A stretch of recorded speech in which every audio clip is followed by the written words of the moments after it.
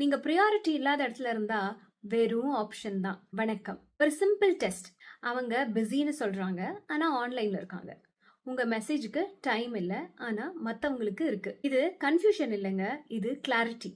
நீங்க ப்ரியாரிட்டி இல்லாத இடத்துல வெறும் ஆப்ஷனா இருக்கீங்க அப்படிங்கிறதுக்கான கிளாரிட்டி. இதை அக்செப்ட் பண்றது தான் கஷ்டம்.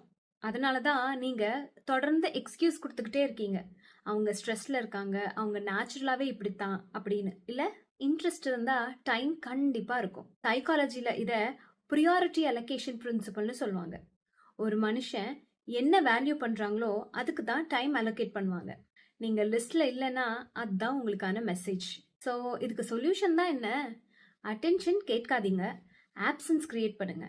நீங்க இல்லாததால அவங்க அதை நோட்டீஸ் பண்ணாங்கன்னா கண்டிப்பா உங்களை மிஸ் பண்றாங்கன்னு அர்த்தம். இல்ல, அவங்க நோட்டீஸ் பண்ணல, அவங்க உங்களை கண்டுக்கவே இல்லை அப்படின்னா சிம்பிள், உங்களுக்கு ஆன்சர்ஸ் கிடைச்சிருச்சு. ஞாபகம் வச்சுக்கோங்க, எஃபர்ட் இல்லாத இடத்துல ஸ்டே பண்றது செல்ஃப் ரெஸ்பெக்ட்டுக்கு பெரிய லாஸ்.